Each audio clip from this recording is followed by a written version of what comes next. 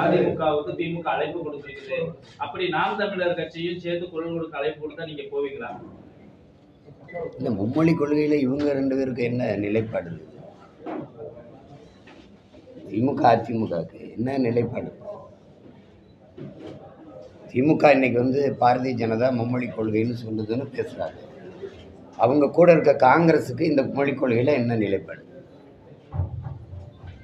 தம்பி, புதிய கல்விக் கொள்கையில் காங்கிரஸுக்கு என்ன நிலைப்பாடு? முதல்ல இந்திய திணிச்சது யார்? பாரதிய ஜனதா திணிக்குது. அந்த பாரதிய ஜனதாவோட கூட்டணி வச்சிருந்தது யார்? இந்த ரெண்டு கட்சிகள் தானே. அப்புறம் என்ன உங்களுக்கு திடீர்னு மும்மொழி கொள்கை, இந்த இந்தி எதிர்ப்பு, இதெல்லாம் எவன் இந்திய திணிச்சானோ அவனோட வலுக்கட்டாயமாக தேர்தல் வெற்றிக்காகவும் அரசியல் லாபத்துக்காகவும் போய் கூட்டணி வச்சுங்க. எதிர்ப்பு இல்லாமல் உள்ள வந்துட்டு அதுதானே இங்கே இந்த நாடகத்தை இப்போ தேர்தல் நேரத்தில் போடுறது. ஒருத்தர் இந்தி வேணும்னு ஒரு கட்சி எடுத்துக்கிறது, இந்தி கூடாதுன்னு சொல்லுது. எந்த இடத்துல இந்தி இல்லைன்னு சொல்லுங்கள். இந்த கட்சி, திராவிட கட்சிகளின் ஆட்சியில் எந்த இடத்துல இந்தி இல்லை? எல்லாம் கொண்டு வந்துட்டீங்க. பத்தாக்குறைக்கு இந்திக்காரனில் 1.5 கோடி கொண்டாந்து இறக்கிட்டீங்க. நீங்கள் வாங்க, நம்ம மதுரை மீனாட்சி அம்மன் கோயிலுக்கு போவோம். அங்கே பக்கத்தில் இருக்கிற கடைகள்லாம், வணிக நிறுவனங்களில், பெயர் பலகைகளில் என்ன எழுதியிருக்குன்னு பார்ப்போம். கிட்டத்தட்ட எல்லா இடங்கள்லையும் நீங்கள் இந்தியை கொண்டு நிறுத்திட்டீங்க. இப்போ நம்ம என்ன கேள்வி கேட்க வேண்டியது இருக்குது அப்படின்னா, இந்தியாவில் இத்தனை மொழிவழி மாநிலங்கள், அந்த நிலத்தில் வாழக்கூடிய பல்வேறு தேசிய இனங்கள், ஒரு பன்மகை தன்மை கொண்ட ஒரு நாடு இது. இந்த நாட்டினுடைய தனிச்சிறப்பே உலக நாடுகளின் பார்வையில் பல மொழி பேசக்கூடிய, பல கலை இலக்கிய பண்பாட்டு வாழ்வியல் முறையை கொண்ட இனங்கள் ஒரே நாட்டுக்குள் ஒற்றுமையாக வாழ்கிறார்கள் என்பது தான் இந்த நாட்டுக்கு இருக்கிற தனிச்சிறப்பே, பெருமையே, அழகே. அதுதான். அதை சிதைக்கிறதுக்கான வேலையை தான் இந்த ஆட்சியாளர்கள் தொடர்ந்து செய்கிறார். அதாவது இதை எதிர்த்து பேசுகிற நம்மை தேச துரோக குற்றம்பாங்க. உண்மையிலே தேச துரோகம் செய்கிறது, நாட்டை பிரித்தால துண்டாட துடிப்பது இவர்கள் தான். நீங்கள் அவரவர் வீட்டில் அவரவர் வாழ்வது அதான். நீங்கள் அதுக்குத்தான் தனித்தனி மாநிலங்கள். இப்போ நாம் என்ன கேட்குறோம்? இந்தியை நாங்கள் கட்டாயம் படித்தாகணும், 3வது மொழி ஒன்று இருக்கணும்னா மொழி வழியே மாநிலங்கள் பிரிக்கப்பட்டதற்கான தேவை, அதற்கான அவசியம், அதற்கான காரணம் என்னன்னு யார் விளக்குவார்? மொழி வழியாக மாநிலங்கள் பிரிக்கப்பட்டதுக்குள்ள அதுக்கான காரணம் என்னவா இருக்கும்? அதுக்கான தேவை என்னவா இருந்தது?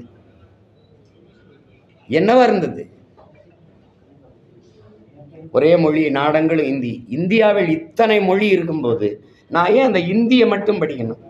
ஏன் நான் தெலுங்கு படிக்கக்கூடாது?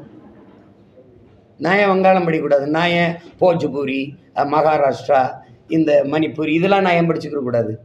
ராஜஸ்தானிலாம் தனி மொழி தானே, பீகாரி தனி மொழி, பஞ்சாபி தனி மொழி, அதெல்லாம் நான் ஏன் படிச்சுக்கூடாது? நான் ஏன் கன்னடம், இந்த மலையாளம் கற்றுக்கக்கூடாது? அது ஏன் உங்களுக்கு? அதில் என்னது? இந்த இந்தியை மட்டும் சொல்கிறதுக்கு காரணம் என்ன? ஏன் உங்கள் மொழி எப்படி உங்களுக்கு உயர்வாக இருக்கோ அது மாதிரி தானே எனக்கு என் மொழி. அப்போ நீ அதை ஏன் படிச்சுக்கிறன்னு சொல்லலை. நீ ஓ மொழியை மட்டும் இந்தி படிக்கணுங்கிறதுக்கான தனி காரணம் என்ன? அதுக்கு என்ன? அதுக்கு சிறப்பு காரணம் என்ன? இந்த மும்மொழி கொள்கையில் ஏன் எம்மொழி தமிழ் இல்லை? ஏன் கன்னடம் இல்லை? ஏன் தெலுங்கு இல்லை? இந்த கேள்விக்கு பதில் இருக்கா இல்லையா? யாரு இந்த நாட்டின் இறையாண்மையை, ஒருமைப்பாட்டை சிதைப்பதற்கு வேலை செய்கிறதுன்னு மட்டும் நீங்கள் அறிவார்ந்த பெருமக்கள் ஆழ்ந்து சிந்திக்கணும். இது பல மொழி பேசக்கூடிய இன மக்கள் இணைந்து வாழக்கூடிய ஒரு ஐக்கியம், ஒரு ஒன்றியம். அதை ஒரே மொழியை நீங்கள் வச்சு அதில் கொண்டு வர்றதுங்கிறது இந்த நாட்டை கூறு போட துண்டாட துடிக்கிற வேலை. அந்த முதல்ல அதை விடணும். இங்கே யார் இந்தி கற்கலன்பார்? அவசியப்படும் போது விரும்பினால் கற்கிறார். நம்ம பிள்ளைகள் அதிகப்படியாக ஃப்ரெஞ்சு கற்றுக்கிறாங்க, வெளிநாடுகளுக்கு ஆங்கிலம் படிக்கிறாங்க. இங்கே இருக்கிற ஆபத்தே ஆங்கிலம் பயிற்று மொழியானதில் தான் பேராபத்தாக வந்துட்டு. அந்நிய மொழி ஆங்கிலத்தை ஏற்றுக்கொள்ளக்கூடிய நீங்க ஏன் இந்திய மொழி இந்தியை எதுக்குறீங்க? ஆங்கிலத்தை ஏற்றுக்கொள்றதுன்னு இல்லை. நீங்கள் இந்திய மொழி இந்தின்னு உங்களுக்கு எந்த பைத்தியக்காரன் சொல்லி கொடுத்தது? எந்த பைத்தியக்காரன் உங்களுக்கு சொன்னது இந்தி மொழி இந்திய மொழி? யார் சொன்னது? இந்த நாட்டின் பிரதம அமைச்சர் சொல்றார், இந்த நாட்டின் பிரதம அமைச்சர் இருக்கார்ல, நாங்கள் சொல்ற கருத்தை உலக நாடுகள்லாம் சொல்லி வர்றார். உலக மொழிகளின் முதன்மொழி தொன்மையான மொழி தமிழ் எங்க நாட்டில் இருப்பது பெருமைங்கிறது. இந்திய மொழிகளின் தொன்மையை தமிழிலிருந்து நீங்கள் அறியலாம்ங்கிறார். அந்த மொழிக்கு நீங்க கொடுத்த முன்னுரிமை என்ன? இந்தியாவின் முதன்மொழி தொன்மையான மொழி இந்தின்னு பேசுறது எவ்வளவு வரலாற்று மொழி வரலாறு மொழி புரிதல் இல்லாம ஆய்வு தெரியாம பேசுற ஒரு ஒரு ஒரு ஒரு பதில், அது ஒரு செய்தி. அது எப்படி நீங்க பதிவு பண்றீங்க? இந்திய மொழி இந்தின்னு உங்களுக்கு எந்த சாசனத்தில் இருக்கு? யார் சொல்லி கொடுத்தது உங்களுக்கு? அதிகபட்சமா எத்தனை மாநிலங்கள்ல இந்தி தாய்மொழியா இருக்கு? மகாராஷ்டிரால என்ன மொழி? பீகார்ல என்ன மொழி? ராஜஸ்தான்ல இந்தி போல இருக்கும் இந்தி. அது இது தேவையற்றது. இந்திய மொழி இந்தின்ற கற்பிதமே ஆபத்தானது. நீங்க இங்கிலீஷை ஒரு பயன்பாட்டு மொழியா நம்ம எடுத்துக்கிறோம். அது கெடுவாய்ப்பா வெள்ளக்கார ஆண்டுட்டதுனால இங்க வந்துடுச்சு. இன்னைக்கு பல நாடுகளில் பிரான்ஸ், ஜெர்மனி, சுவிஸ் போன்ற நாடுகள் ஆங்கிலம் எடுபடுதா? நீங்க பிரான்ஸ்ல போய் இங்கிலீஷ்ல பேசிடுவீங்களா? நான் அனுபவிச்சிருக்கேன். வழி கேட்டேன், வழி சொல்ல மாட்டேன்ட்டாங்க. அவன் பிரெஞ்சில் தான் பேசுவான். நீங்கள் அதை புரிஞ்சுக்கிறாம நீங்கள் ஒரு 2-3 மாநிலத்தில் பேசுறதுனால அந்த மொழியை எல்லா நாடுகளும் திணிக்கணும்னு நினைக்கிறது ரொம்ப தப்பு. அது ரொம்ப தப்பு. நாங்கள் விரும்பினால் கற்கிறோம். அதில் ஒன்றும் இல்லை. இப்போ நீங்கள் மகாராஷ்டிராவில் எங்கள் பிள்ளைகள் 36 லட்சம் நாங்கள் வாழ்கிறோம். 36 லட்சம் வாழ்கிறோம். எல்லா மாநிலங்களையும் பரவி வாழ்கிறோம். அங்கே இங்கேருந்து கற்றுக்கிட்டு போய் அங்கே குடியேறணுமா? அங்கே போனவொன்னா 2-3 மாதத்தில் அந்த மொழிகளை கற்றுக்கிட்டோம். அவ்வளோதான். இன்னைக்கு எங்களுடைய காவல்துறை அதிகாரிகள், இந்திய குடிமை பணிக்கு படிச்சுட்டு வந்த மாவட்ட ஆட்சியாளர்கள்லாம் மற்ற மாநிலங்கள் போய் பணி செய்யும்போது அங்கே போகும்போது வட இந்தியாவுக்கு அந்த மொழி தேவைப்படுது, கற்றுக்குறாங்க. அவ்வளோதானே. இது நீங்கள் கட்டாயமாக படிக்கணும். அது இந்திய மொழி, அது மும்மொழி கொள்கையில் அது ஒரு கொள்கை மொழியாக இருக்குதுங்கிறத ஒருபோதும் ஏற்க முடியாது. அது தேவையற்ற சிக்கலை உருவாக்கும். இந்த திராவிடர்களை நீங்கள் நம்பாதீங்க. இது இந்த தேர்தலுக்காக நடிக்கும். நீங்கள் இந்த சிக்கலை அன்னைக்கே முற்றுப்புள்ளி வச்சுருந்துருக்கணும். இத்தனை ஆண்டுகளாக கூட்டணி வச்சு ஆட்சி அதிகாரங்களில் இருந்து அன்னையிலிருந்து பிரச்சனை. இந்த மொழிக்காக, இந்தி திணிப்புக்காக போராடி 800 பேருக்கு குறையாம செத்துருக்கா. நீங்கள் 18 பேர் தான் கணக்கில் காட்டியிருக்கீங்க. அத்தனை பேரோட உயிர் தியாகம் பைத்தியக்காரத்தனமாயிருக்கு. உன் மொழி உனக்கு, என் மொழி எனக்கு. ஒரு தொடர்புக்கு ஒரு மொழி வேணும். அது ஏற்கனவே ஆங்கிலம் இருக்கு. அப்ப அவசியம் இல்லை. அவ்வளவுதானே.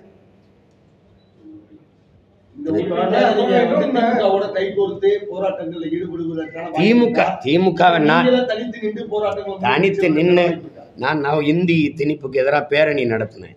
திமுக எனக்கு அனுமதி எங்க கொடுத்துச்சு தெரியுமா? உண்மையில உளமாற ஏத்தான் எங்க கொடுத்துருக்கணும்? எந்த இடத்துல ஆள் நடமாட்டம் இல்லையா அங்கே தள்ளிவிட்டீங்க. உளமாற இந்தியை திமுக எதிர்க்குதுன்னா நீ இதுக்கு சவுகார்பேட்டையில் இந்தியில் பேசி வாக்கேட்டீங்க. எதுக்காக இந்தியில் சூரொட்டி விட்டீங்க? எதுக்காக ஈரோடு கிழக்கில் இந்தியில் சூரொட்டி விட்டி வாக்கேட்டீங்க? எதுக்காக கேட்டீங்க? உங்கள் பிள்ளைகள் நீங்கள் நடத்துகிற பள்ளிக்கூடத்தில் இந்தி மொழி பாடமாக இருக்கா இல்லையா? தமிழ் இருக்கா, இந்தி இருக்கா? இப்போ 30,000 ஸ்கூல்ல தமிழ் நீங்க இப்போ எதுக்குறீங்களே, அப்ப 30,000 ஸ்கூல்ல தமிழை கட்டாயமாக்குறதுக்கு நீங்க வற்புறுத்திக்கலாமே. நான் வற்புறுத்தி என்ன நீங்க இப்போ உங்க மூலமா வற்புறுத்துகிறேன். தமிழை பயிற்று மொழியாக கொண்டாங்க, பாடமொழியாவது கொண்டாங்க சொல்லிட்டு வற்புறுத்திட்டேன். கொண்டு வந்துருவாங்களா? இவங்களை ஒழிக்காம நீங்க எப்படி தமிழை போயிட்டு இருப்பீங்க? நீங்க அரசு பள்ளியில் கொஞ்சம் தமிழை படித்து கொண்டிருந்த பிள்ளைகளையும் கடைசியாக அதை ஆங்கில வழி கல்வியாக மாற்றி கடைசி சவப்பட்டிகளை தமிழை அடக்கி உள்ளே போட்டு கடைசி ஆணி அடித்தது இவங்க தான். கல்வியை தனியார் முதலாளிகளுக்கு விற்றுவிட்டு அவன் வியாபாரம் பண்ணுறவன் எதை படிக்கிறது? மக்களுக்கு ஒரு மோகம் இருக்குது. ஆங்கிலம் ஒரு மொழி, அது அறிவல்லங்கிற புரிதல் இல்லை. அது லாங்குவேஜ் தானே ஒழிய அது நாலேஜ் இல்லைங்கிற புரிதல் இல்லை. அதனால இங்கிலீஷ் படிக்கிறதுன்ட்டு அதில் ஒரு மோகத்தில் எல்லாரும் தனியார் பள்ளிகளை நோக்கி படையெடுக்க அரசு பள்ளியில் கூட தமிழ் படிக்கிறதுக்கு வாய்ப்பு இல்லாமல் போச்சு. தமிழ் பயிற்று மொழியாக இருந்தது, ஆங்கிலம் பயிற்று மொழியாகி தமிழ் பாடமொழியாக மாறிச்சு. அப்புறம் தமிழ் விருப்ப மொழியாக மாறிச்சு. எந்த தமிழனும் விரும்பாமல் போயிட்டான். இப்போ இங்கிலீஷ் படிக்கிறதா ஒரு அறிவுன்னு ஒரு பொது புத்தியில் ஏற்றுனதுனால இந்த சிக்கல். இப்போ ஹிந்தி படிப்போம், எதுக்கு? ஒரு காரணம் சொல்லுங்கள். இந்தியை நீங்கள்லாம் படிக்கணும் ஏன் அப்படின்னு இருக்குல்ல. எதையாவது பேசுகிறது. எந்த நாடு வளர்ச்சி? இந்தியாவில் ஹிந்தி கேட்கறது. ஹிந்தி பேசுகிற மாநிலங்கள் நீ வளர்ந்துட்டியா? அப்புறம் எதுக்குடா இங்கே வந்து தட்டேந்திக்கிட்டு இருக்கா? 1.5 கோடி பேர் இங்கே என் வீட்டில் வந்து இங்கே வந்து வேலை செஞ்சுக்கிட்டு இருக்கா? எதுக்கு வேலை செஞ்சுடா? என்ன வளர்ந்துட்டா நீ? என்ன வளர்ந்துட்டா நீங்கள் வாங்க வட இந்தியா முழுக்க பார்ப்போம். வீடு இருக்கா? இல்லை எதில் வளர்ந்துக்க நீ? எதில் வளர்ந்துருக்கா? மருத்துவத்திலையா இல்லை கல்வியிலையா? வாய்த்துக்காரத்தனம் பண்ணக்கூடாது. ஏதாவது பேச்சு வளர்ந்துருக்கு வந்து நாடே பிச்சைக்கார நாடா இருக்கு. வளர்ற பட்டியலே இல்லை இந்தியா. வளர்ற பட்டியலில் இந்தியா இருக்கா? பட்டினி, உலக பட்டினியில் இருக்கிற நாடுகளின் குறியீடுல எத்தனாவது இடத்துல இருக்கு? ஊழல்ல தலை சிறந்த நாடு, பசி பட்டினியில் தலை சிறந்த நாடு இந்தியா. இந்த வளருதுன்னு வெறும் வெற்று வார்த்தையை வச்சு பசப்பிக்கிட்டு இப்படியே பேசிட்டு இருக்கிறத எத்தனை நாளைக்கு ஏமாத்திட்டு இருக்கீங்க? வளர்ந்த நாடு சொந்தமா பிளைட் வச்சிருக்கியா? சொந்தமா பிளைட் வச்சிருக்கியா? 5000 ஏக்கர்ல ஏர்போர்ட் கட்டுவா. பிளைட் எவன் ஓட்டுவான்? திருச்சியில கட்டியிருக்கா அத்தனை பல ஆயிரம் கோடியை போட்டு ஏர்போர்ட். யாரோட பிளைட்டு? அவ யாருக்கான லாபத்துக்கு கட்டப்பட்டது? மக்களுக்கான சேவையா, முதலாளிக்கான லாபம் தேவையா? யாரை ஏமாத்திட்டு எத்தனை நாளைக்கு ஏமாத்திட்டு பண்ணி? வளருதுன்ட்டு அமெரிக்காவில் அங்கிருந்து திருப்பி என்ன பண்ணால கொண்டு வர இறக்க ஒரு நாட்டு குடிகளை இறக்க வானூர்தி வச்சிருக்கா? எதையாவது கூச்சல். அதுதான் மாறுதல். இலங்கையில நடந்தது, பங்களாதேஷ்ல நடந்தது, இங்க நடக்கும். எழுதி வச்சுக்க.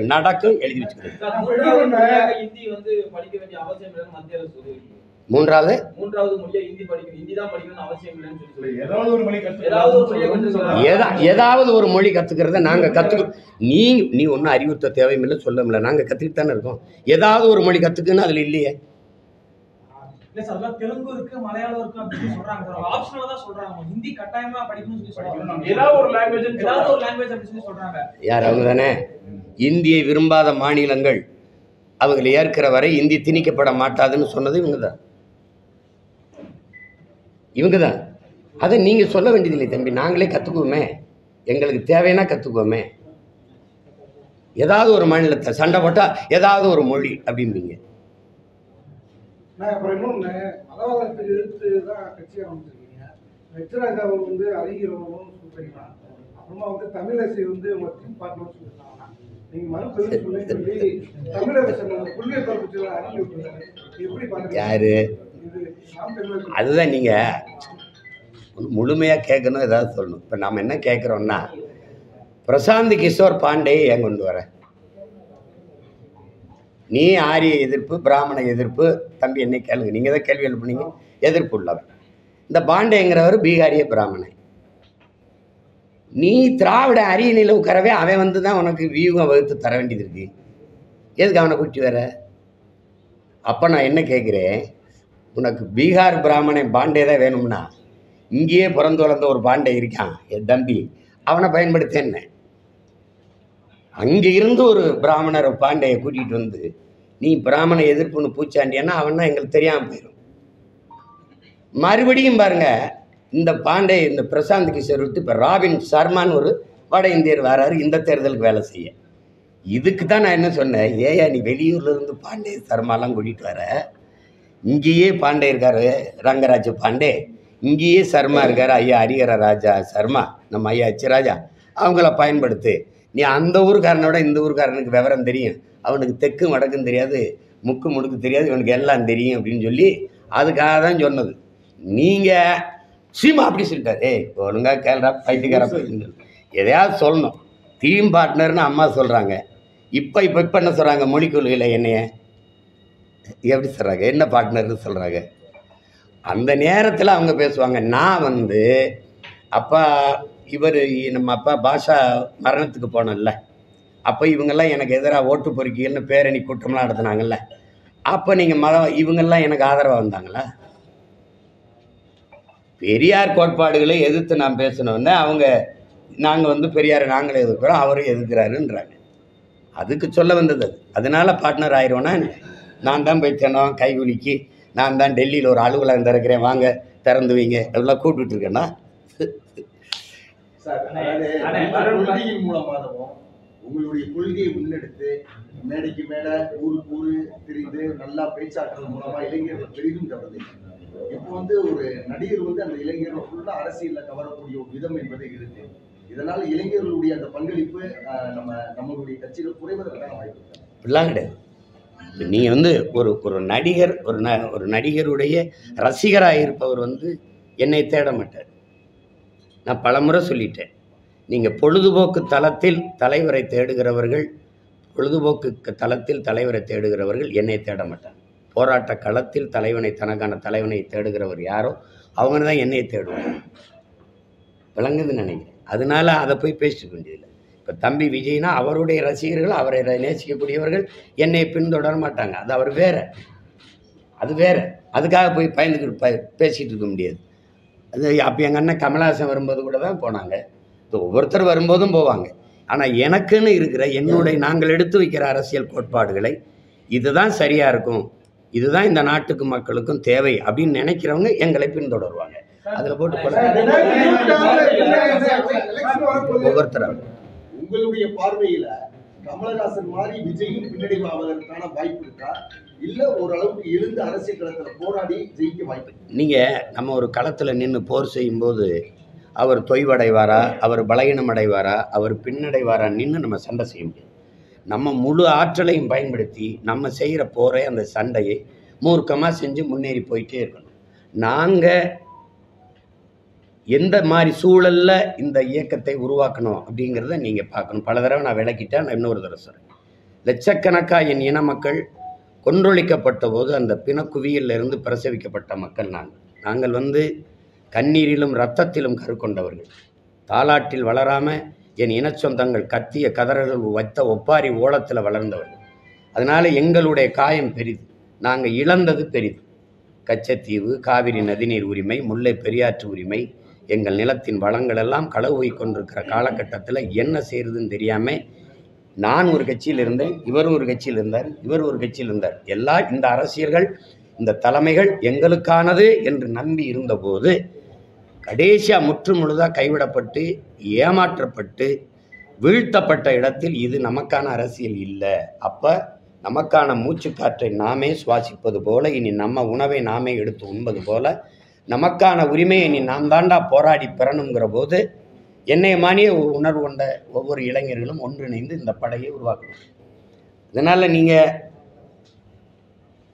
மற்ற இயக்கங்களோடு எங்களை போய் ஒப்பிட்டு, ஏன் நான் வந்து இன்றைக்கி நான் வைத்திருக்க வாக்கு விழுக்காட்டுக்கு யாரோட கூட்டணி போனாலும் பெரிய வியாபாரம் பண்ணி பிழைக்கலாம்ல, முன்னாடியே போயிருக்கலாம்ல. 2 விழுக்காடு 1 விழுக்காடு வச்சுருக்கவங்களெல்லாம் கூட்டணியில் சீட்டு நோட்டும் கொடுக்குற கட்சிகள் என்னை கூப்பிட்டுருக்காதா? கூப்பிட்டுருப்பாங்களா இல்லையா? சொல்லுங்கள். நான் போயிருக்கேனா பற்றி இல்லை. ஏன்னா நான் இந்த நோட்டுக்காக சீட்டுக்காக வந்தவன் இல்லை, இந்த நாட்டுக்காக இந்த மக்களுக்காக வந்தேன். என் முன்னோர்கள் தூக்கி சுமந்த கனவு எங்கள் கையளிக்கப்பட்டிருக்கு. என் முன்னோர்கள் இப்போது கடந்த காலங்களில் செய்த வரலாற்று தவறை நாங்கள் செய்திடக்கூடாதுன்னு நினைக்கிறோம். வந்தவங்களெல்லாம் திருப்பி போய் இந்த இந்திய திராவிட கட்சிகள்கிட்ட சரணடைஞ்சு மறுபடியும் ஒப்புக்கு சும்மா இந்திய எதிர்க்கிறோம் இதை ஒவ்வொரு கட்டம் தான் எதிர்க்கிறாங்க. ஒவ்வொரு கட்டம் தான் எதிர்க்கிறாங்க. இப்போவும் தொடருது பாருங்கள். 60 வருஷம் கழித்து மறுபடியும் அதே நிலையில் நிற்குது. இன்னும் கச்சத்தீவை மீட்க நாங்கள் போராடுவோம். இப்போ விட்டுட்டாங்க, ஏன்னா நான் அதை பேசுகிறதுனால அது அவன் வேலை அவன் பார்த்து பண்ணிட்டு விட்டு போயிட்டாங்க. இதெல்லாம் ஒரு ஒப்புக்கான நாடகம்.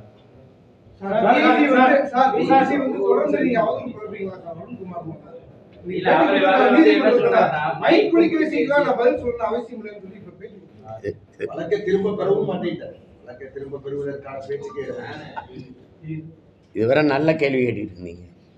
அறிவுபூர்வமாக அதை கேட்கலுங்க, மக்களுக்கு தேவையான செய்தியை கேளுங்க.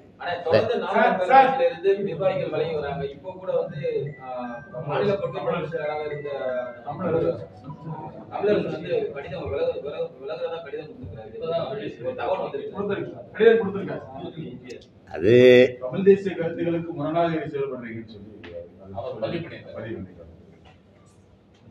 அவருக்கு வேறு கருத்து இருக்கலாம். அது சரி, அந்த அவர் கருத்தோட பொருத்தி போகிற இயக்கங்களில் போய் இணைஞ்சு இயங்கலாம். இது இருக்கிறது தான். சார் நீங்க இப்ப சொல்லும் பொழுது வந்து நாம இந்த கட்சி வந்து அப்படி உருவாக்கப்பட்ட கட்சி உங்கள்கிட்ட சேர்ந்து வரவங்க அப்படிதான் வந்திருக்காங்க. அப்புறம் ஏன் வந்து உங்களோட விலகி போறதுக்கான காரணம் நீங்க உங்கள்ட்ட சிந்தனை சேர்ந்து தான் வராங்க. தன்முனைப்பு தான், தன்னை முன்னிறுத்திக்கிறதா. நான் தான் கட்சி, நான் தான் கட்சி. இப்போ மதுரைனா நான் தான், ஈரோடுனா நான் தான், சேலம்னா நான் தான். அதாவது கட்சியில் ஒரு கோட்பாடு இருக்கு. கட்சிக்காக நான், புரியுதுன்னு நினைக்கிறேன். கட்சிக்காக நான், கட்சியில் நான். அவன் தான் கட்சியில் இருக்க முடியுமே, கட்சியே நான் அப்படின்னு நினைக்கிறது கஷ்டம்.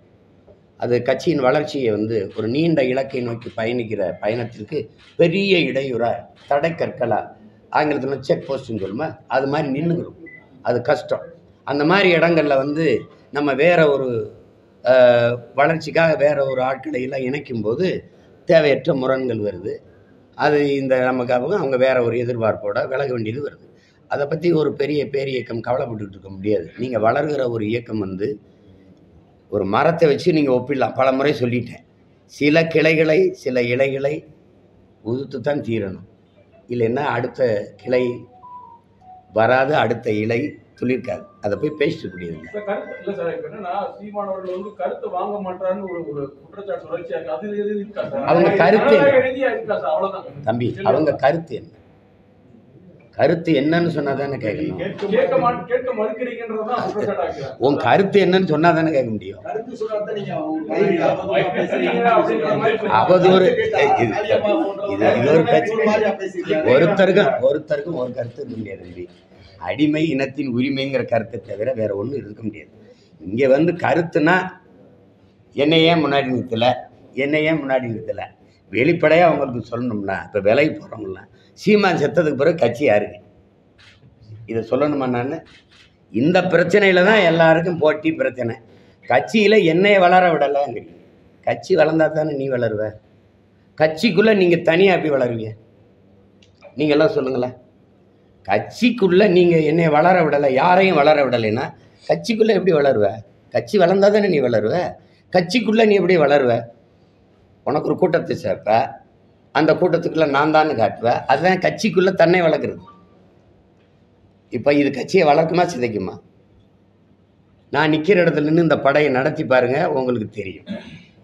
தம்பி, கட்சியில் ஒரு கோட்பாடு இருக்குது. எதையும் ஜனநாயகபூர்வமாக முடிவெடுத்து சர்வாதிகாரமாக செயல்படுத்தணும். எதையும் அறிவுபூர்வமாக சிந்திச்சு உணர்வுபூர்வமாக செயலாக்கம் பண்ணணும். இல்லைன்னா அது வெல்லாது. அது இல்லைன்னா நீங்கள் அது இல்லைன்னா வந்து நடத்தவே முடியாது. நீங்கள் நடத்தி பாருங்க. இல்லை நீங்கள் நடத்தி பாருங்க. இல்லை நேரில் இருந்தோ, தாத்தா காமராஜ் இருந்தோ, பேரறிஞர் அண்ணாவில் இருந்தோ, ஐயா கருணாநிதியில் இருந்தோ, எல்லாம் அப்படி இல்லைன்னா அண்ணன் வைகோ மாதிரி ஆளுங்களெல்லாம் ஏன் வெளியேற்றணும்? ஒரு கட்சிங்கிறது சர்வாதிகாரம்ங்கிற சொல்லையும் நீங்கள் கொடுங்கொன்மையும் குழப்பிக்கூடாது.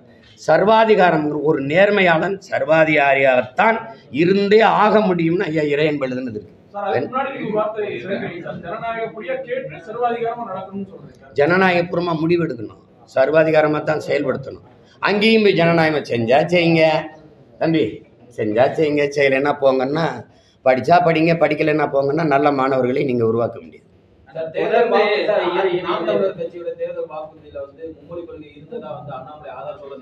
அதுதான் அவரை சரியா படிக்க சொல்லியிருக்கேன்.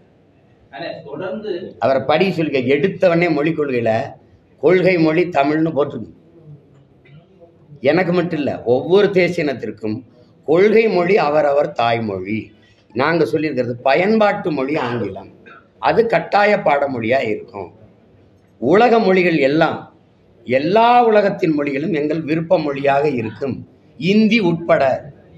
நீங்கள் வாங்கி பாருங்கள், மக்களரசு.comல அதை கொடுத்துருக்கேன், தட்டி பாருங்கள், அதில் இருக்குது. இந்தி எல்லா மொழிகளும் எங்கள் விருப்ப மொழி. விரும்பினால் எம்மொழியும் கற்போம், நாங்கள் வாழ எம்மொழி தமிழ் கற்போம், எங்கள் இனம் வாழ. அதில் தெளிவாக கொடுத்துருக்கேன். நான் தானே எழுதுனேன். நீங்கள் ஒரு தடவை படித்து பாருங்கள், மொழி கொள்கை தெரியும். வட மாநிலத்துக்கு போனா ஹிந்தி தெரியலன்னா வந்து சாப்பிட முடியாது, பஸ்ல பயணிக்க கூட முடியாதுன்னு சொல்லி இங்கே ஹிந்தி தெரிஞ்சுக்கிட்டு வரானாவே எப்படி எங்கள் ஊரில் சோறு திங்கிறானா வேற எதுவும் திங்கிறானா? நீங்கள் சோறு திங்கிறது கக்கூஸ் போகிறதுக்கெலாம் ஒரு மொழியை கற்றுக்கிற சொல்கிறீங்க. அவர் சொல்கிறார், இதை விட்டு வெளியில் போனால் கக்கூஸ் போக முடியாதுன்னு. அப்போ ஹிந்தி கற்றுக்கிறது கக்கூஸ் போகத்தான். இந்தியின் தேவை கக்கூஸ் போகிறதுக்கு தானே தம்பி ஹிந்தி கற்றுக்கிறது. என்ன தம்பி நீங்கள் விளையாட்டு பண்ணிட்டு இருக்கிறீங்க? தேவைன்னா கற்றுக்க போகிறோம். வட மாநிலத்தில் போய் வாழணும்னு என்ன, ஏய் நீதாப்பா அங்கேருந்து வண்டியாக இறக்கி விடுற, தொடர் வண்டியில் நிற்க முடியாத அளவுக்கு இறங்கி வந்து ஒரு நாளைக்கு 3000 4000 என் மண்ணில் இறங்கிட்டு இருக்கானா, நான் போய் அங்கே இறங்கிட்டு இருக்கேன்னா சொல்லுங்கள், நீங்கள் சொல்லுங்கள். இல்லை அவன் தமிழ் கற்றுக்கிட்டு தான் வரானா? தம்பி, நாங்கள் வட இந்தியாவில் ஹிந்தி கற்றுக்காமல் போனால் சோறு திங்க முடியாது, கழிவறை போக முடியாது, ஒன்றும் பண்ண முடியாது. சில பேர் சொல்கிறாங்க ஹிந்தி கற்றுக்கலைன்னா பானிபூரி கூட வாங்கி திங்க முடியாது. அப்படி என்ன அந்த பூரியை வாங்கி திங்க வேண்டியிருக்கு?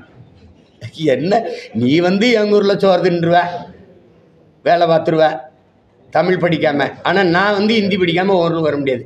இது தமிழ் மேல விருப்பம் இல்லை சார். தமிழை பழகிக்கிறா சார், தமிழை நல்லா பேச ஆரம்பிச்சிருக்கோம் சார். நம்ம ஹிந்தி பழக மாட்டோம் சார், ஹிந்தி பேச மாட்டோம் சார். நீங்கள் வேற எதையாவது நீங்கள் எதாவது பேச்சுக்கிறது எங்கள் ஊர் வாங்க, என் கூட வாங்க. அங்கே போய் இங்கே வாங்க, உணவு விடுதியில் போய் சாப்பிட்டுக்கிட்டு இருக்கும்போது அவன் ஒருத்தன் வாரான், வட இந்தியன்னு தெரியுது, பானிக்கராக ஜல்தி ஆரோ, இவன் எங்கால் அவன் தமிழ் கற்றுக்கிறான்றீங்க. ஒரு தடவை ஒரு விடுதியில் போய் வண்டியை நிறுத்திட்டு போனேன். 2 மாதத்துக்கு முன்னாடி எங்கால் என்ன அண்ணன் பின்னாடி எடுத்துக்கின, பின்னாடி வண்டியை நிறுத்துக்கன்னு பார்த்துக்கிறேன்னா 2 மாதம் விட்டு போகிற காடி கராகங்கிறான். யார் அவன்? அவன் அங்கே இருந்த எங்கால காண வேற ஒருத்தர் காடி கராக நிறுத்திக்கான்.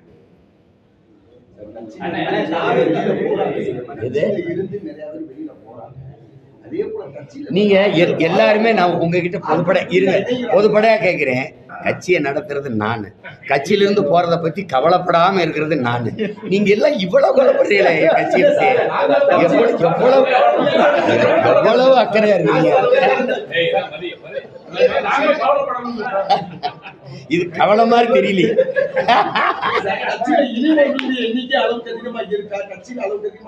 ஒரு நாள் உறுப்பினர் சேர்க்கை முகாம் போட்டோம். பெரிய விளம்பரம் செய்யல, ஒன்றும் செய்யல. 10,500 பேர் நேரடியாக சேர்ந்தாங்க. வலைத்தளத்தில் ஒரு 10,000 பேர் சேர்ந்தாங்க. ஒரு நாளில் சேராமையா நீங்கள் இவ்வளோ பெரிய வளர்ச்சியை தொடரும். நீங்கள் சேராமல் நீங்கள் கள்ள ஓட்டு போட்டீங்க, ஓட்டுக்கு காசு கொடுத்தீங்க, எல்லாம் பண்ணீங்க. நான் கட்டுத்தொகை வாங்கக்கூடாதுன்னு முடிவெடுத்துட்டீங்க.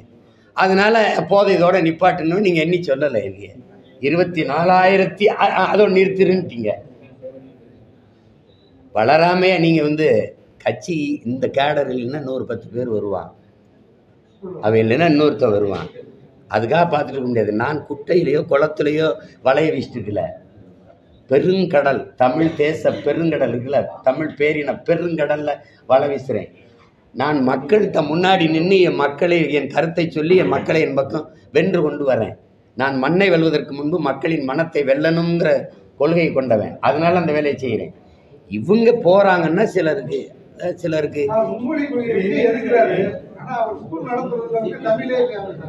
அவர் கூட சிபிஎஸ்இ பள்ளி நடத்துறாரு.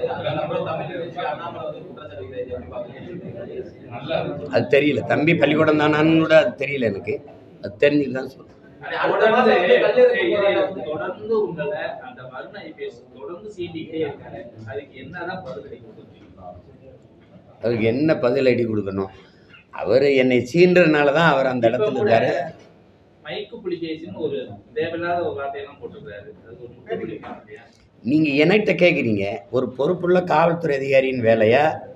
திமுகவின் மாவட்ட செயலாளர்கள்லாம் கூட ஒழுங்காக இருக்கும்போது நீ இதையே ஏன் பேச்சுக்கான்னு நீங்கள் கேட்கணும். நான் ஏதாவது பேசுனா நீங்கள் அப்படி பேசுகிறாரு இப்படி பேசுகிறாருன்றீங்க. தேவையில்லாத ஒரு போலீஸ் அதிகாரி அந்த வேலையை தான் பார்க்கணுமே ஒழிய ஒரு கட்சிக்காரன் மாதிரி திருப்பி சீண்டிக்கிட்டு இருந்தா அப்போ வெறி வருமா வராதா?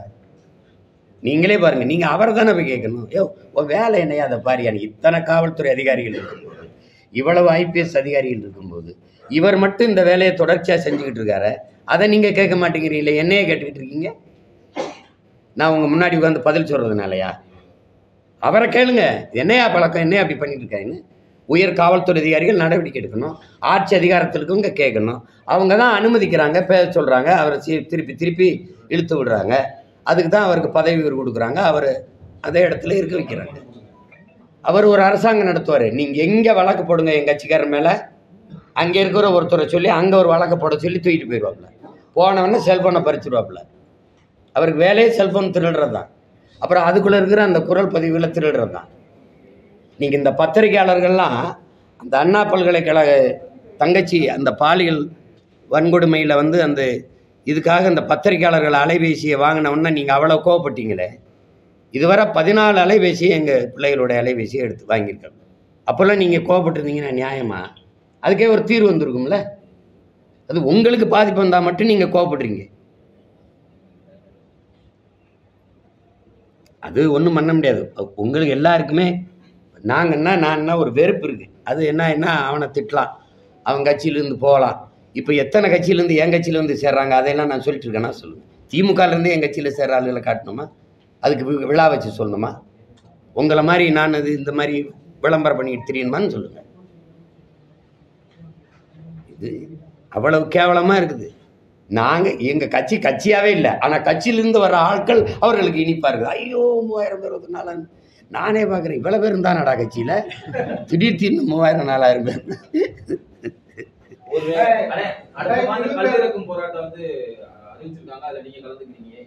நான் கலந்துக்கல, எனக்கு நேரம் இல்லை, அது சொல்லிட்டேன். ஏற்கனவே கலந்துக்கிட்டேன், நேரம் இல்லை, வேற யாராவது கட்சிக்காரங்களா அனுப்புறேன். 2026 திராவிட கட்சிகள் இல்லாம சீமானன் தலைமையில ஒரு கூட்டணி உருவாக வாய்ப்பு இருக்குதா? யார் வருவான்னு சொல்லுங்க, நான் சேர்த்துக்கிறேன்.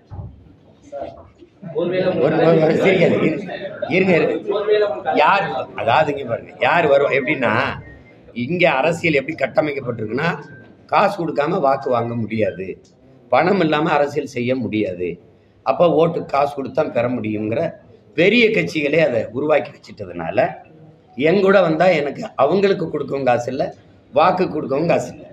அப்படிங்கும்போது இப்போ நான் 36 லட்சம் வச்சுருக்கேன் அப்படின்னா, இதை பல மடங்கு உயர்த்தி காட்டினா காசு கொடுக்காமலும் வாக்கை பெற்றுற முடியும், வென்ற முடியும், அரசியல் செய்ய முடியுங்கிற நிலையை நான் உருவாக்கணும்னா மற்ற கட்சிகளுக்கு நம்பிக்கை வரும், என் கூட வருவாங்க. இல்லைன்னா நீங்கள் என்ன பண்ணுவாங்கன்னா, அது எதுக்கு நம்ம கட்சியை காப்பாற்றணும், இப்போ நம்ம ஜெயிக்கிற பக்கம் இருக்கணும், அப்படிதான் எல்லாரும் நினைப்போம். வந்தா கூட்டிட்டு வாங்க, நம்ம கட்டி தெளிவு தெளிவு அரவணைச்சு சேர்த்துக்கலாம். ஒரு கட்சி அமல்படுத்த முடியாது, பேசிட்டே இருக்க முடியுமா? என் மேலே நீங்கள் இவ்வளவுலாம் அக்கறை வச்சுருப்பீங்கன்னு நான் நினைக்கல. உங்கள் பேரன்புக்கு நன்றி. அதிகாரத்துக்கு போன கட்சிகள் செய்த ஒரு நன்மை சொல். நீங்கள் போய் நன்மை செய்யுங்க, நான் சொல்கிறேன். நான் போகிறேன். யார் இப்போ நபிகளார்கிட்ட கேட்குறாங்க, நீங்கள் இந்த தீமை எப்படி ஒழிப்பீங்க நபிகள் நாயகம் அவர்களேன்னு. நான் நன்மையை வச்சு தான் ஒழிப்பேன்ற. நான் அதிகாரத்துக்கு போகிறதுக்கு என்ன செய்யணும்னு நீங்கள் சொல்லுங்கள். நீங்கள் எனக்கு ஒரு சகோதரனா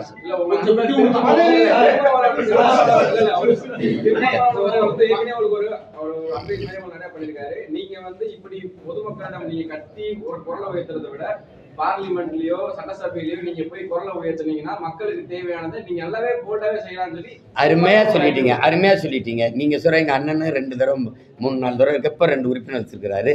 திமுக மொத்தமா 40 உறுப்பினர் வச்சிருக்கு. இந்திக்கு ஏன் தெருவில் நின்று போராடுது? இந்திக்கு மீனவர்களை தொடர்ச்சியாக கைது பண்ணுறான்னு தெரியுது. 39 போன தடவை உறுப்பினர், இந்த தடவை 40 உறுப்பினர் உள்ளே வச்சுக்கிட்டு வெளியில் பாராளுமன்ற வெளியில் பதாயை பிடிச்சிக்கிட்டு நிற்கிறதுக்கு இந்த உறுப்பினர் இதுக்கு. அதை தான் நான் செய்வேனே. நான் தான் பதாயை வச்சுக்கிட்டு கைது செய்யாதேன்னா, ஏய் இங்கே வாப்பா, எனக்கு பணம் தரல, எனக்கு பணமே தரமன், நீ போராடி பெறதுக்கு போட்டிட்டு வென்று போனியா, புலம்பிக்கிட்டு நிற்க வென்று போனியா? அதை தான் நாங்கள் அதிகாரம் இல்லாத மக்கள் நாங்கள் போராடுவோமே. நீனு எனக்கு பணமே தரல, நான் என்ன பண்ணுறதுன்னு தெரியல, இது பண்ணுறது, இது இது இது இது எப்படி எடுத்துக்கிறது சொல்லுங்க. நீங்கள் கேள்வி கேட்குற நீங்கள்லாம் எனக்கு வாக்கு செலுத்திட்டீங்கன்னா நான் வந்துடுவேன்.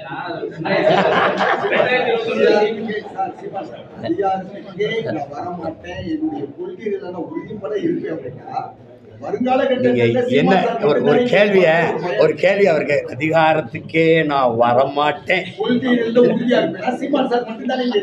அப்படிலாம் என்னையெல்லாம் எதிர்பார்ப்பு. இங்க பாருங்க, அதிகாரத்துக்கு வரணும். அதிகாரத்துக்கு வர்றதுக்காக தான் இவ்வளவு வேலை செய்யறாங்க, உங்களுக்கு புரியும். ஏன்னா அதிகாரம் மிக வலிமையானதுன்னு அண்ணல் அம்பேத்கர் கோட்பாட்டை எடுத்துக்கிட்டவங்க நாங்கள். இப்போ இதில் என்னன்னா, எந்த வழியில் வருவதுன்னு இப்போ திமுகவோட அதிமுகவோட இந்த 2 கட்சிகள் தான் இங்கே இருக்குது, மாறி மாறி அதிகாரத்தில். இதில் எந்த வழியில் நான் வரணும்? நான் இப்படி போய் முதல்ல உங்கள் எல்லாத்தையும் கேட்குறேன், நான் ஒரு அங்கீகரிக்கப்பட்ட தனித்து நின்று அங்கீகரிக்கப்பட்ட கட்சியாக வந்திருக்குன்னா இல்லையா? இதுவரைக்கும் தமிழக அரசியல் வரலாற்று நடந்திருக்கா? திராவிடம் பேசாமல் பெரியாரை பேசாமல் இங்கே ஒன்றும் செய்ய முடியாது. நீங்கள் நான் ரெண்டையும் பேசாமல் அங்கீகரிக்கப்பட்ட கட்சியாக வந்திருக்கேன். ஒரு எளிய மகன் ஐயா விஜயகாந்த் வந்திருக்காருன்னா அவர் புகழ்பெற்ற திரைக்கலைஞர், அவருக்கு நாடங்களும் ரசிகர்கள் குவிந்து கிடந்தாங்க. அவர் படக்குன்னு தொண்டர்களாக்கி வந்துட்டார். எனக்கு நாம் ரசிகர்கள் எனக்கு யாருமே கிடையாது. ஒரு மகனாக வந்து கத்தி கத்தி இந்த 8 ஆண்டு கால அரசியல் 8 ஆண்டு ஆயிடுச்சு சேர்த்து எனக்கு ஒரு சின்னமாக இல்லை. ஒரு நேரம் ஒன்று கொடுப்பாங்க, ரெட்டை மெழுகுவர்த்தியும் கொடுப்பாங்க, அப்புறம் அது போய் சேரும் டபக்குன்னு எடுத்துக்கிட்டு. இந்த விவசாயம்லாம் எப்படி தெரியுங்களா? இது ஒன்றும் சரியில்லை, இதில் ஏதாவது இருக்குதா பாருங்கள், தட்டி பாருங்கன்னோன்னா அதில் இந்த கரும்போட ஒரு விவசாயி இருந்து கண்ணா கிசான்னு ஒன்று கொடுத்தான். சரி இதை குடியான்னு வந்து நான் தான் அதை விவசாயின்னு ஆக்கி கொண்டு போனேன். 6 தேர்தலாக போட்டிக்கிட்டேன், இடைத்தேர்தல் மற்றது இல்லை. படக்குன்னா அதை எடுத்துக்கிட்டு விட்டு மைக்குன்னு ஒரு சின்னத்தை வந்து நான் வேட்பாளர் அறிவிக்கும் போது கூட எனக்கு சின்னம் கிடையாது, கடைசியாக கொடுத்தாங்க. அது மைக்குன்னு கொண்டு போனேன். ஒரு சின்னத்தை அங்கீகரிக்கப்பட்ட சின்னம் கை, தாமரை, ரெட்டலை, உதயசூரியன் இதெல்லாம் வந்துடுது. எனக்கு 8வது பெட்டியில் இருக்குது என் மைக்கு. அதை மைக்கை தேடினா அதுக்குள்ள கீழே எனக்கிட்ட கொடுத்த மைக்கு இல்லை, கீழே 2 பித்தானை வச்சு அது சீப்பு மாதிரி ஆயிடுச்சு. அதை தேடி 36 லட்சம் பேர் வாக்கு செலுத்தி இந்த மகனை, எளிய மகனை, யாரும் பெரிய வேட்பாளர் இவர் ஐயா பொன்முடி மகன், இவர் ஐயா துரைமுருகன் மகன், இவர் இந்த மகன் அப்படிலாம் ஒன்றும் கிடையாது. சாதாரண பிள்ளைகளுக்கு வாக்கு செலுத்திருக்காங்கன்னா என் மக்கள் எவ்வளோ மகத்தானவர்கள்னு பாருங்கள். அதனால் இது அதிகாரத்துக்கு வரணும்னா எப்படி வரணும்னு இருக்குது. நீங்கள் முருங்கை மரம் இந்த மரத்தை தேடுறீங்க, நான் ஏன் ஆலமரம் அரச மரமாக இருக்கக்கூடாது?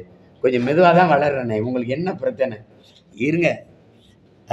தம்பி அழைத்த விஜய் உங்களை கூட்டணிக்கு அழைத்தா போய் கூட்டணியில் வாய்ப்பு இருக்கா? அதிகாரத்தை கைப்பற்றுறதுக்கு கூட்டணி அமைப்பீங்களா?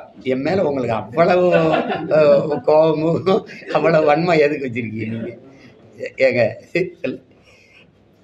எதடி ஆட்சி அதிகாரத்தில் இருந்த பெரிய பெரிய தலைவர்கள் கூப்பிட்டே நான் போகல, எனக்கு சரி வராது. நான் எடுத்துக்கிட்டு போகிற அரசியலுக்கு சரி வராது. ஆனா இந்த திருப்பூர் மலை விவகாரம் கொஞ்சம் கொஞ்சமா அமைதி வரக்கூடிய வேலையில அமைதியாகக்கூடிய வேலையில மறுபடியும் பிரச்சனைகள் ஆரம்பிச்சிருக்குது. எதுப்பா? நோட்டீஸ் கொடுக்கறது, நாங்க ஒற்றுமையா சொல்லி பல்வேறு அமைப்புகள் நோட்டீஸ் கொடுக்க போகிறது. பாஜகவோட நேற்று 3 நாளுக்கு முன்னாடி கூட மலை மேல போனது, இதெல்லாம் வந்து இல்லை, நம்ம வந்து நமக்கு நிறைய பிரச்சனைகள் இருக்குது. இதில் பல 100 ஆண்டுகளாக வழிபட்டு வந்த ஒரு வழிபாட்டு தலம் அது.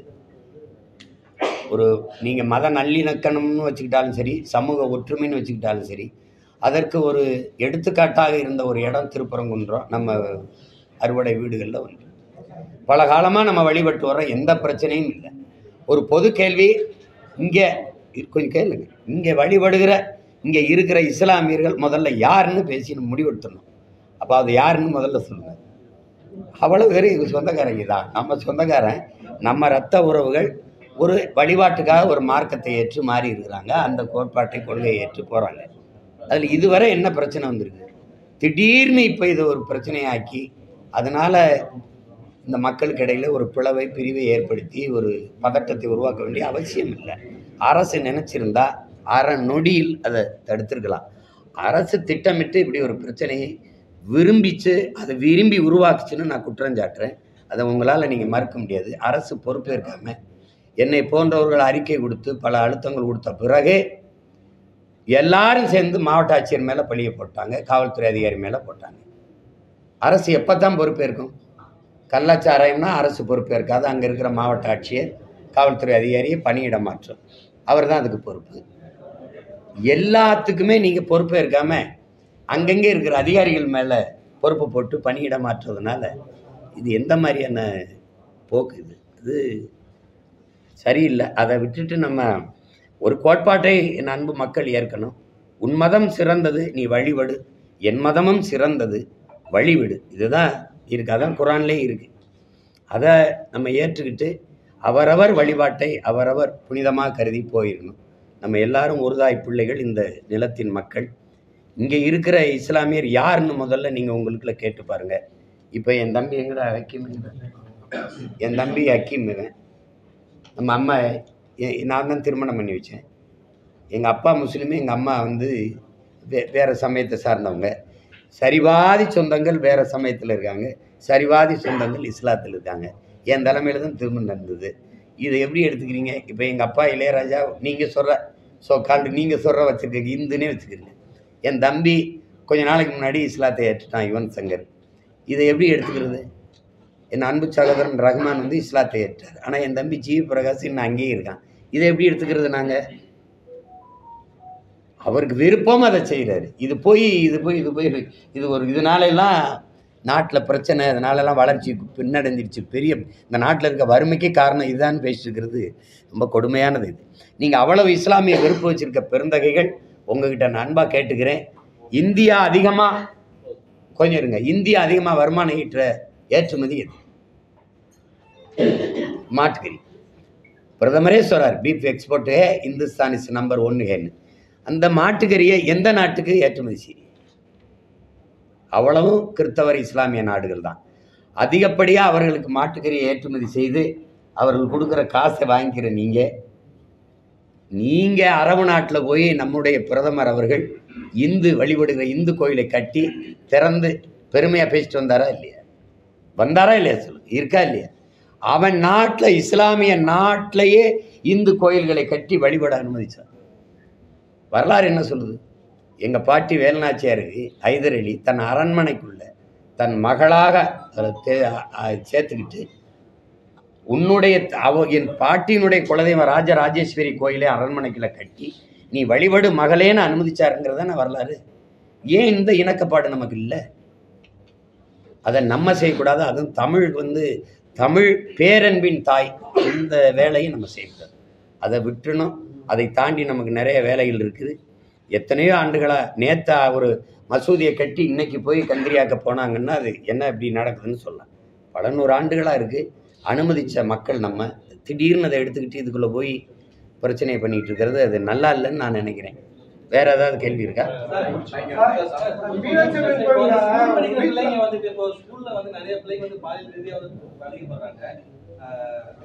கல்வித்துறை அமைச்சர் வந்து பதவி விலகணும்னு சொல்லி அண்ணாமலை சொல்லியிருக்கிறாரு. இல்லை, இந்த கடந்த காலங்களில் இல்லாத ஒரு செய்தியாக இது அடிக்கடி வர்றதை நீங்கள் பார்க்குறீங்க. சில செய்திகள் வெளியில் வருது. பெரும்பாலான இந்த செய்திகள் மறைக்கப்படுது. அப்படியே வந்தாலும் உடனடியாக அதை திசை திருப்பி மூடி மறைக்கப்படுது. பள்ளிகளுக்கு கல்லூரிகளுக்கே நம்ம பிள்ளைகள் பாதுகாப்பாக சென்று படிக்க முடியல. அதுவும் பயிற்றுவிக்கிற ஆசிரியர் பெருமக்களாலேயே அந்த தொல்லை நிகழுது அப்படின்னா இது ரொம்ப பேராபத்தான கொடும்போக்கு. இதை தொடக்கத்திலே கண்டிக்கலைன்னா ரொம்ப கஷ்டமாயிடும். அது காரணம் உங்களுக்கு நிறைந்த போதை வந்துடுச்சு. இது வெறும் திரவம் அது மட்டும் இல்லாமல் இந்த கஞ்சாவின் கொக்கைன், இந்த ஸ்டாம்ப் வடிவத்தில் அஞ்சல் தலை வடிவத்தில் இருக்கிற மாத்திரைகள் இதெல்லாம் வந்துட்டது ஒரு காரணம். அதுபோக கல்வி அறிவையும் அறத்தையும் போதிக்கிற ஒழுக்கத்தையும் போதிக்கிறதுன்னு இல்லாமல் போதிக்கிற இடத்துலையே நமக்கு பெரும் பாதிக்கிற இடமா மாறிடுச்சு. அது அரசு கவனத்தில் எடுத்து செய்யணும். அது என்ன செய்வாங்கன்னு தெரியலையே. மீனாட்சி அம்மன் கோயில்கிட்ட ஒரு குலசாமி கோயில் கடை வச்சிருக்காரு வீட்டில். அவர் வீட்டில் அந்த வீடியோ வைரல் ஆயிருக்கு. அதை போய் போலீஸ் விசாரணை பண்ணிட்டாங்க. அவர் வீட்டில் வெட்டினது இதுக்கெல்லாம் போவாங்க. நீங்கள் காங்கேயத்தில் நம்ம விவசாயிகள் ஆடு மாடு வளர்க்குறாங்க. இந்த தெருநாய்கள் இப்போ எல்லா தெருநாய்களும் அப்படி இல்லை, அது வெறிநாய்களாக மாறிடுச்சு. காரணம் கசாப் கடையில் நிறைய அந்த கறிகளை தின்னு அந்த வாடகையில் அதிலே உணவாக்கி ஆடுகளை நீங்கள் பார்த்துருப்பீங்க, வலைவெளியில் இருக்குது. கடித்து கொதறி பல 100 ஆடுகளை, இதுவரை 900 ஆடுகளை கொண்டிருக்கு. மாடுகளை கடித்து சேதப்படுத்திடுது, மடுவை திமிழெல்லாம் கடித்து சேதப்படுத்திடுது. அந்த வெறிநாய்களை அப்புறப்படுத்தி அங்கே விவசாயிகளுக்கு பாதுகாப்பு கொடுக்க முடியல. அற்ப நாய்கிட்ட இருந்து கூட நம்மளை பாதுகாக்க முடியல இந்த அதிகாரத்தால், இந்த காவல்துறையால். அப்போ நீங்கள் இதை விட்டுவிட்டு அவர் கோயிலுக்கு அவர் வீட்டில் வெட்டினது, கோயில் வாசலில் வெட்டினா கூட ஏன் அப்படி வெட்டிட்டாங்கன்னு சொல்லலாம். அவர் வீட்டில் வெட்டுறதுக்கு நம்ம போய் விசாரிக்கிறதுல அது அவசியமற்றது. நன்றி, மகிழ்ச்சி.